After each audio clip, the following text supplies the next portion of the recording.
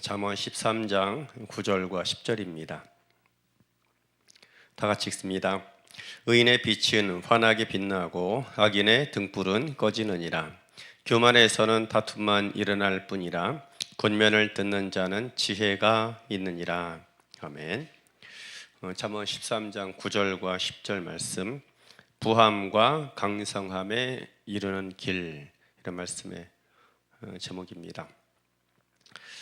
많은 사람들이 오늘 하루를 살아가고 매일같이 열심히 살아가는 중요한 목적이 있습니다. 그것은 강성해지기 위함인 것이죠. 어제보단 오늘 더 온전케 되기 원하고 오늘보다 내일이 더 부하게 되기를 원하는 것입니다. 그래서 부함과 강성함, 그것은 사람들이 다 원하고 기대하는 것입니다. 그런데 우리들이 수고하고 노력하고 있음에 있어서 그럼에도 불구하고 참된 부유함, 참된 강성함에 이르는 경우는 많지 않습니다. 우리가 중요한 몇 가지 이유를 잊어버리기 때문입니다. 하나는 하나님께서 주시는 부함, 주님께서 주시는 강성함이 아니면 결국 그것은 얼마 가지 않아서 다 쇠퇴하기 마련이다 라는 것입니다.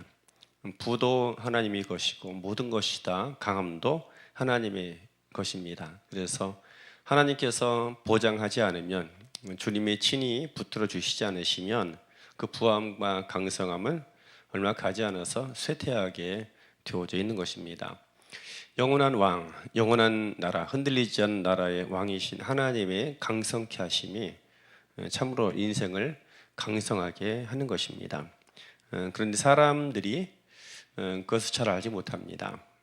자기 어떤 힘으로만, 자기 능력으로만 부해지기 원하고 강성해지기 원하는 것이죠.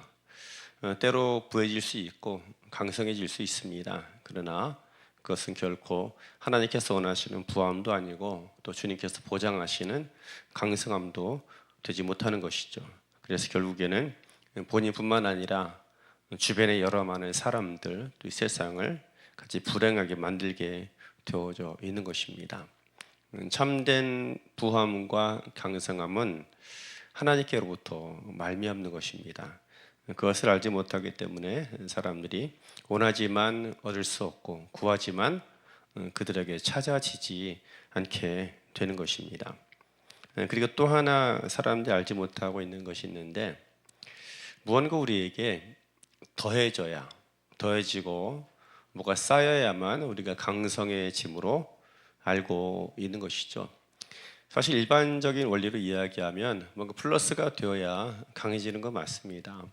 자꾸 무언가 힘이 더해지고 무언가 부유함과 재물이 점점 더 쌓여져 갈 때 부유해진다, 강성해진다, 일반적인 원리인 것이죠. 그런데 재미나게도 반드시 무언가 더해져야만 사람이 강성해지는 것이 아닙니다. 어떤 경우 우리 삶 속에 참다운 강성함이 나타나는가 하면 불필요한 부분들을 제거할 때입니다. 불필요한 부분들을 하나씩 제거하고 필요한 것들만 남길 때 부해지는 것이죠. 그리고 그때 강성함에 이르는 것입니다. 흔히 하는 말로 다다익선이다. 많으면 많을수록 좋은 것이다. 그런 말이 있긴 합니다. 그런 말이 통용될 때도 있긴 합니다. 하지만 참으로 강성함, 참된 부유함은 제 삶 속에서 없어야 될 것이 없고 사라져야 할 것이 사라지고 버려야 할 것을 버릴 때 부해지는 것입니다. 우리들이 최선을 다해서 그림을 그리고 최선을 다해서 어떤 작품을 만들 수 있습니다. 그런데 정말 좋은 작품은 무엇인가 하면 없어야 할 부분이 없을 때, 말하자면 불필요한 부분들을 다 덜어낼 때 참다운 작품이 나오게 되는 것입니다. 우리 삶은 사실 하나님께서 축복을 선언하신 그런 삶인 것입니다. 그리스도 안에 있는 사람들은 이미 하나님께서 축복을 선언한 인생들인 것이죠. 그렇기 때문에 우리는 이미 어떻게 보면 부유함, 강함이 보장된 그런 삶인 것입니다. 하나님의 나라 자체가 이 세상에서 영원토록 강성한 나라요, 우리는 그 나라의 백성인 것 동시에 그 나라의 통치권을 가진 존재들인 것입니다. 그런 소명을 가지고 하나님께서 우리를 부르신 것입니다. 그래서 하나님의 사람들, 하나님의 자녀는 본질적으로 부름받을 그 당시로부터 강성한 자라는 것입니다. 문제는 어떻게 해서 우리가 강성함을 이루게 되는가 하면 불필요한 부분들을 다 버려야 합니다. 제거해야 된다는 것입니다. 어제 제가 어떤 공간을 한 군대를 갔는데 어떤 한 분이 그 행사를 위해서 굉장히 많은 것을 준비를 했습니다. 이것도 준비하고 저것도 준비하고 많은 것을 치장하고 꾸며 놓았는데 제 눈에 보기에는 그 3분의 2가 다 갖다 버릴 거예요. 버리기만 하면 오히려 그 행사가 빛나고 또 아니면 그 공간이 더 아름다웠겠다라는 그런 판단을 한 적도 있습니다. 말하자면 우리의 삶 속에 무언가가 더해져가 되는 것이 아니라 제거하고 버려야 될 것을 버릴 때 공간도 빛나고 또 우리의 삶이 더 강성하고 심플해지게 되어져 있는 것입니다. 그럼 무엇을 우리가 덜어낼 될 것인가 할 때 본문에서 이렇게 이야기합니다. 교만함, 하나님 앞에 교만함, 이것을 반드시 제거해야 한다 말씀을 하는 것입니다.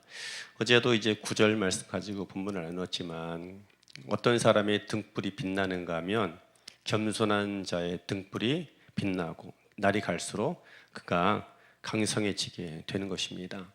하나님이 가장 싫어하시는 것, 축복하고 싶어도 절대로 축복할 수 없는 사람이 있는데 그가 바로 교만한 사람입니다. 그리고 강성해질래야 절대로 강성해질 수 없는 사람, 교만한 사람이다라는 것이죠. 왜냐하면 하나님께서 그를 물리치시기 때문인 것입니다. 하나님이 다스리시는 세상입니다. 하나님께서 창조하셨고 하나님께서 끝까지 이끌어가시는 그런 세상인 것입니다. 근데 그 나라에서 절대로 통용되지 않는 것, 하나님 끝까지 두고 보지 않는 것이 있는데 그것은 교만함인 것입니다. 결국 교만은 패망의 선봉이요 멸망의 앞잡이다라는 것이 하나님의 말씀인 것이죠. 또 우리들이 교만치 않고 겸손함이 있을 때 참다운 우리에게 더함이 보장되는 것입니다. 본문을 다시 보면 권면을 듣는 자가 지혜가 있느니라 라고 합니다. 권면이라는 것은 그냥 이런저런 가벼운 충고 정도를 말하지 않습니다. 사람이 참다운 강성함에 이르고 참다운 부요함에 이르는 길들을 이야기하는 것이죠. 그런데 그것들이 언제 우리에게 들려지고 보여지는가 하면 주님 앞에서 자신을 겸손히 낮출 때인 것입니다. 겸손한 마음으로 있을 때 주님께로부터 배울 수가 있습니다. 또 강함을 익힐 수 있고 부유함을 체득할 수가 있는 것입니다. 그러나 교만한 마음은 모든 부분에서 분란을 일으키고 다툼만 일으키고 결국에 깨어짐과 쪼개짐만 맞이하게 되는 것입니다. 그래서 우리 삶 가운데서 우리가 참다운 부유함, 참다운 강성함에 이르기 위해서 반드시 기억할 것이 있습니다. 겸손함인 것입니다.